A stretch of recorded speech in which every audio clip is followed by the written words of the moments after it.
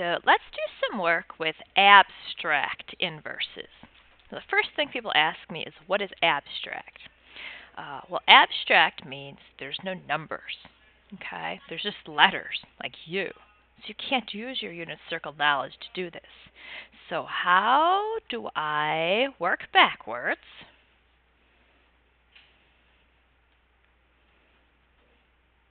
when there are no numbers?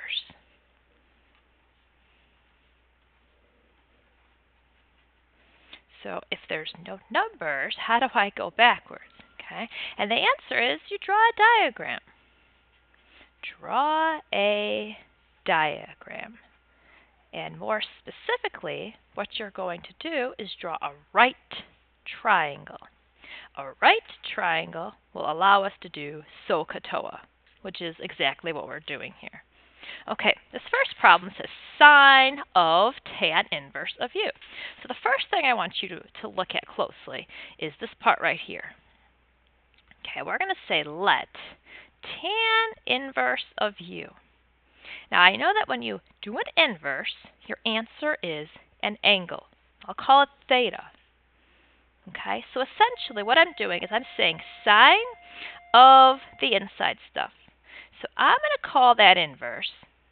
I'm going to call that inverse there an angle theta, because when you do an inverse, your answer is an angle. So let's go ahead and write that forwards. If I said tangent of angle theta, then you would say equals u over 1. And now we just have a regular tangent. In fact, tangent is opposite over adjacent. Now you cannot use unit circle to do this because these are letters, so this is where that right triangle comes into play. So draw a right triangle and put angle theta somewhere in the triangle. Now we're going to put this information. Opposite is u, adjacent is 1, and we're going to have to do some Pythagorean theorem work to calculate the length of the hypotenuse. So a squared plus b squared, those are the two legs, equals c squared. So we're going to get, let's see, square root both sides here. C is the square root of u squared plus 1. And how am I going to simplify that? Are you allowed to take the radical of each thing individually? And the answer is no. Since that is a sum, it's going to stay just like that, and we're going to put that for the length of the hypotenuse. Okay, let's go back to our problem now. Now that I got an awesome diagram to look at, I called that inverse theta. I've got a theta. I have to tell you what the sine of angle theta is.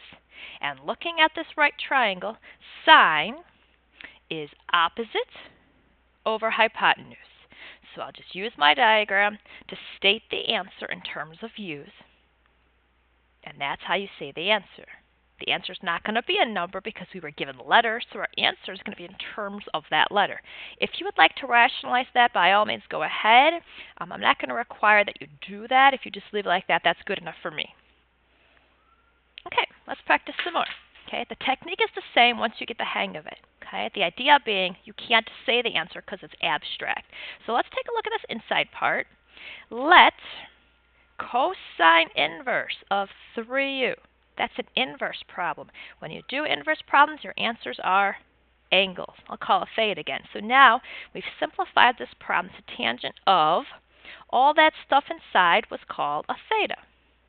Let's write this inverse equation as a forwards cosine of angle theta equals 3u over 1. You could always put a number over 1.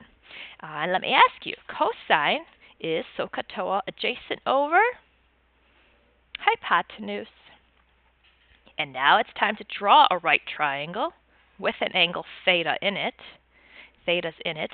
Cosine is adjacent, 3u over hypotenuse 1. And now it's time to do some more Pythagorean theorem work. I'll call this side over here that we're missing. That leg will be a squared plus, let's take a look at this leg, b squared. If you write 3u squared, that is wrong. You're going to lose points. It's the entire side. So what must I use here? Yes, make sure you put parentheses around that entire side. The entire side, 3u times 3u has to get squared equals c squared. So when you're doing this problem correctly, you're going to get 9u squared equals 1. We will subtract 1 minus 9u squared and square root the entire side. How does that radical simplify? You cannot take the radical of each individual, and that does not factor into the same quantity 2 times. One's a plus, one's a minus. So that's exactly what I'm going to write for the length of this leg. 1 minus 9u squared. Okay, now that we have a labeled diagram, let's go back up here. We were supposed to do tangent of angle theta. Tangent is opposite over adjacent. Can you cancel a radical number with a regular number? No, radical numbers with radical numbers. In fact, that's an entire quantity, so we shouldn't be trying to slice those away anyway. Okay, there's a couple of problems down here that I need you to scratch out since the books went to print before I made the changes. So here are the new and improved problems. Please cross yours out and make them be this. Okay, the technique is the same. We're going to take this inverse right here and you say let sine inverse of 2u equal an angle. I always call it theta. It's my favorite angle for trigonometry and for angles and triangles. So we have sine of angle theta equaling 2u over a 1. Okay, sine is opposite over hypotenuse. So let's go ahead and get that right triangle out with an angle theta in there and get this information on there. Opposite over hypotenuse, and it's time for some Pythagorean Theorem. So I'll do parentheses 2u squared plus b squared equals c squared. 1 or 1 squared doesn't matter. Make sure when you square this you get 4u squared plus b squared equals 1. So b squared is 1 minus 4u squared, and you square root it. Can this get simplified? Cannot take individual radicals, and since that's a quantity, we'll have to leave it like that. So I'm going to squeeze into this side right here. The square root of 1 minus 4u squared, and that's all in the radical. Okay, that is tiny. So back up here to the problem. This original problem said cosine. This inside stuff, I evaluated and got angle theta. Okay, usually that's a number, but in this case it's just a letter. Now, can you tell me what cosine of a letter is? Sure, if we look at this picture with that theta, cosine is adjacent. The square root of 1 minus 4u squared over hypotenuse 1. And that is the answer. Okay, last one. We're going to take this inside stuff right here and say let cosine inverse of u over 2 equal an angle. What angle would you like to call it? Probably theta. Now let's write it forwards. Cosine of angle theta is u over 2. And cosine is adjacent over hypotenuse. So let's get a right triangle going. Right triangle with a theta, and I'll put this information on there. So we've got adjacent being u, hypotenuse being 2. Let's go ahead and do some Pythagorean Theorem. I'll call the missing side a squared plus u squared equals 2 squared. So a squared is 4 minus u squared, and then of course I'll have to square root it. So this other leg is the square root of 4 minus u squared. Okay, what is this problem? Let's go back to it. Let's do the inside part first. Cosine inverse gives us an angle. What angle did we call that? We called it a theta, which is abstract. That's not really an answer, it's just a letter. But here's an awesome picture with a theta. So in terms of u's, looking at this picture, sine is opposite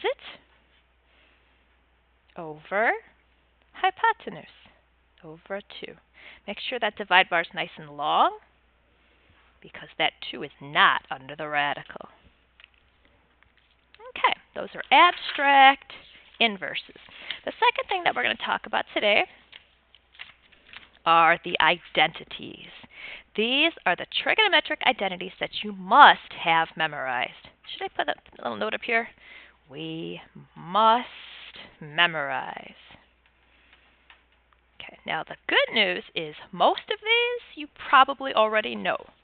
Okay, for example, the reciprocal identities. Reciprocal means to flip. So sine is 1 over somebody.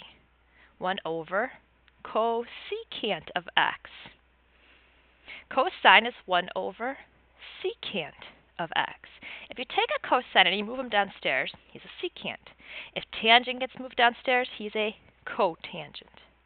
Okay, these reciprocal functions, these are also related to them. Cosecant is 1 over sine of x. Secant is 1 over cosine of x, and cotangent is 1 over tangent of x. Most people tell me they already have these memorized, but maybe what you have to do is start thinking about them a little differently. If a sine moves downstairs, he's a cosecant.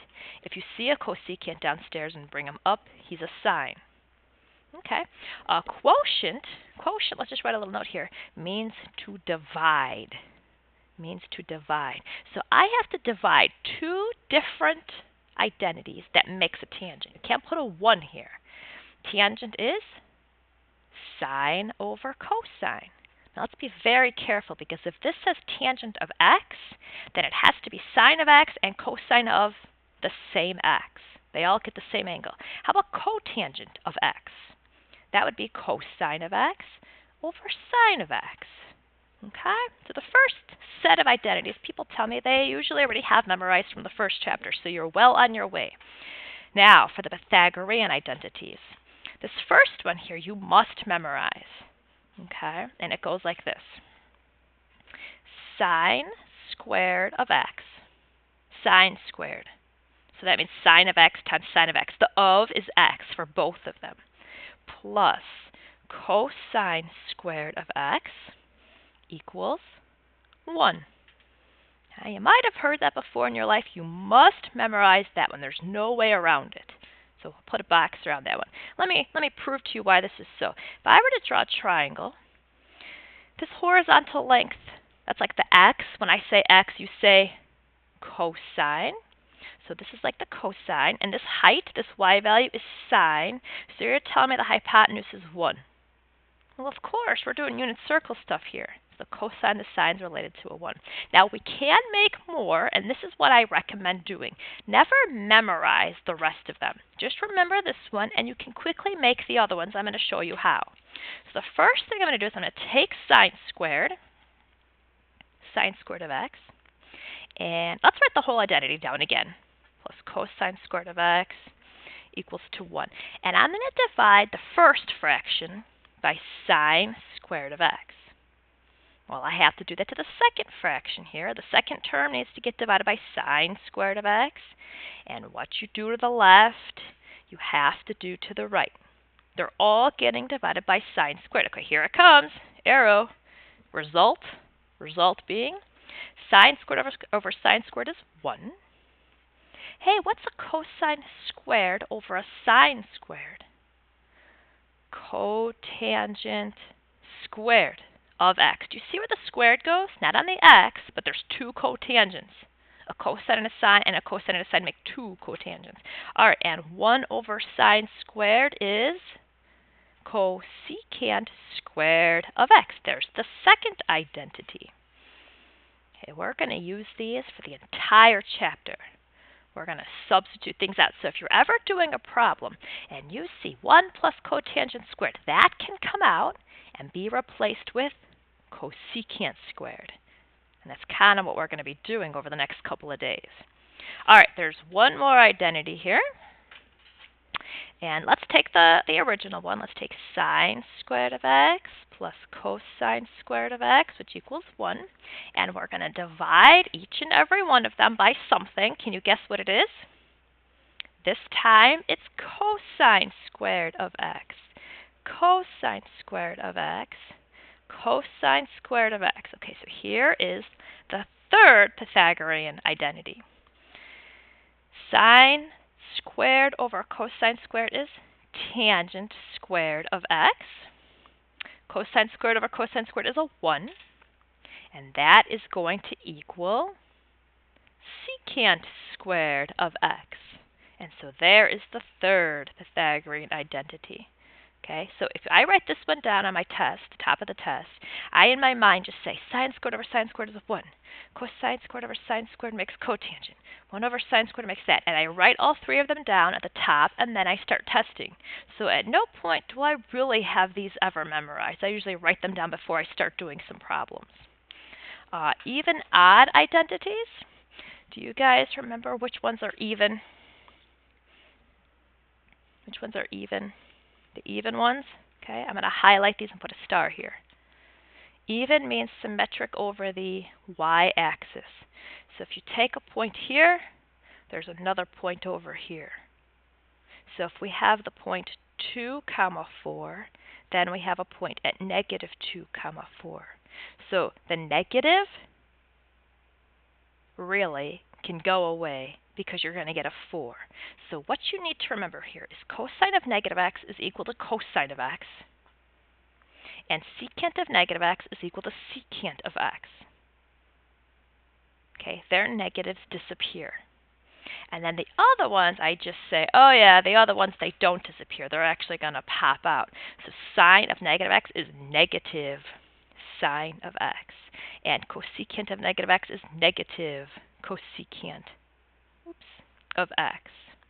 Same thing over here. This is negative tangent of x and negative cotangent of x. These identities don't appear a whole lot, but you do have to know which ones have the negatives disappear. So remember secant and cosine, and the other ones all do the other. Okay?